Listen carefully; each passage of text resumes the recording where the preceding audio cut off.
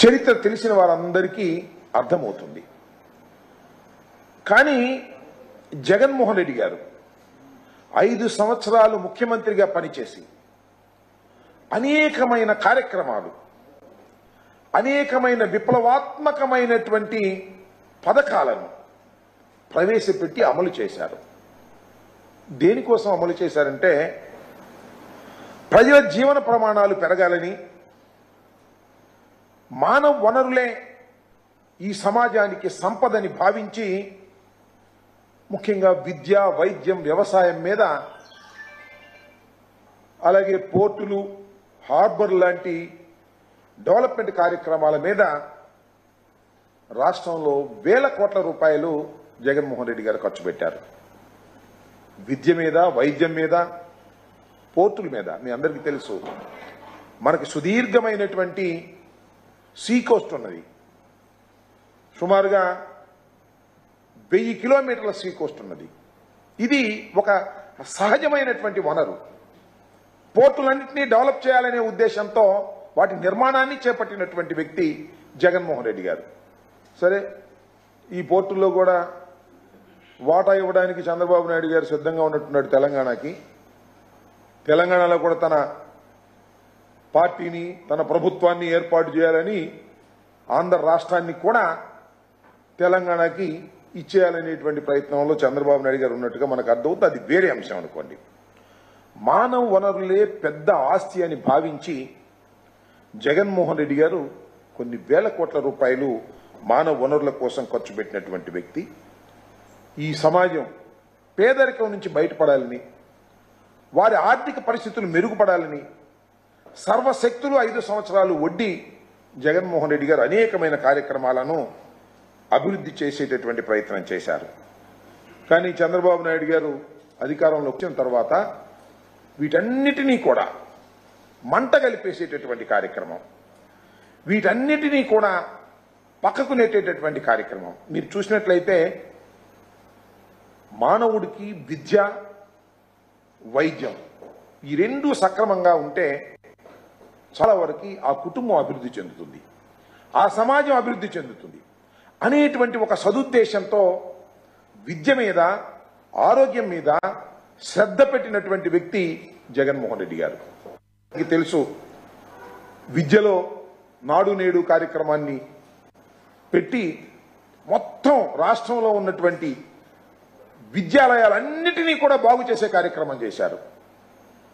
నిజంగా జగన్మోహన్ రెడ్డి గారు అధికారంలోకి రాకముందు పాఠశాలలన్నీ కూడా శిథిలావస్థకు వెళ్లిపోయాయి.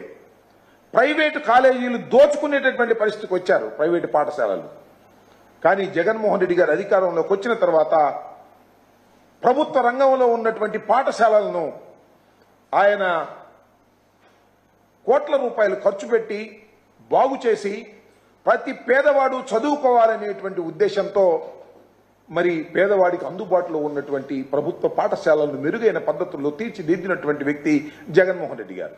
అంతేకాదు, విద్యకు సంబంధించి ప్రతివాడు చదువుకోవాలనేటువంటి ఉద్దేశంతో, ప్రతివారు విద్యను అభ్యసిస్తేనే వారు పెద్దవారైన తర్వాత సంపాదన చేసుకోగలుగుతారు, సమాజం బాగుపడుతుందని భావించి అనేకమైన పథకాలు, ఫీజు రీఎంబర్స్మెంట్ కానివ్వండి, తల్లులు పిల్లల్ని బడికి పంపించాలనే ఉద్దేశంతో అమ్మఒడి తీసుకొచ్చారు.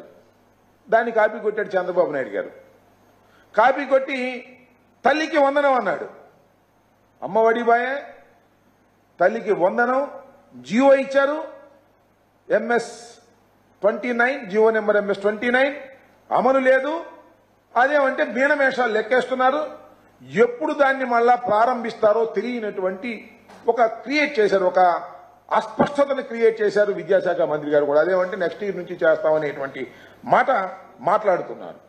దానితో పాటుగా విద్యా దీవెన, వసతి దీవెన, పౌష్టికాహారం ఉండాలనే ఉద్దేశంతో పిల్లలకి గోరుముద్ద, ఇలాంటి అనేకమైనటువంటి కార్యక్రమాలను ఆయన విద్యలో మార్పులు తీసుకొచ్చి ప్రతివాడు చదువుకోవాలని భావించి చిత్తశుద్ధిగా ఆయన పనిచేసినటువంటి కార్యక్రమం. వాడన్నిటికీ తిరోధకాలు ఇచ్చేటటువంటి కార్యక్రమం చంద్రబాబు నాయుడు గారు చేస్తున్నారు. ఇప్పుడు 2 మాసాలు నిండి 3వ మాసంలో ప్రవేశించేసరికే అన్ని మూలన పడేసేటటువంటి కార్యక్రమం చేస్తున్నారు.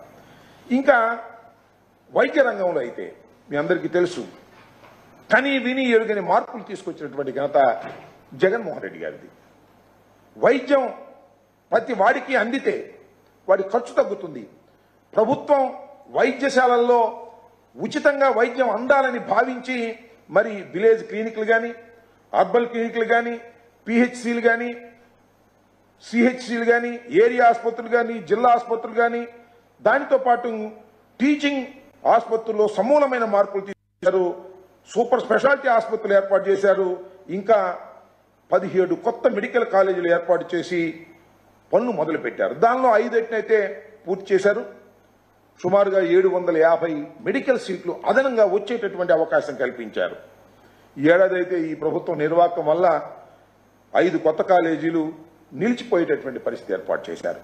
దాంతో పాటు ఆరోగ్య సురక్ష, మన ఇంటికి వచ్చి అన్ని పరీక్షలు చేసి మందులు ఇచ్చేటటువంటి కార్యక్రమం, ఫ్యామిలీ డాక్టర్ కాన్సెప్ట్, కంటి వెలుగు, ఇవన్నీ కూడా అనేకమైన మార్పులు సమాజంలో తీసుకొచ్చి వైద్యం అందించి వేల కోట్ల రూపాయలు ఖర్చు పెట్టి సమాజంలో ఒక పెద్ద మార్పు తీసుకురావాలని, పేదవాడిని పైకి తీసుకురావాలనేటువంటి భావనతో చిత్తశుద్ధిగా 5 సంవత్సరాలు పరిపాలన చేసినటువంటి ప్రభుత్వం వైఎస్ఆర్ కాంగ్రెస్ పార్టీ ప్రభుత్వం.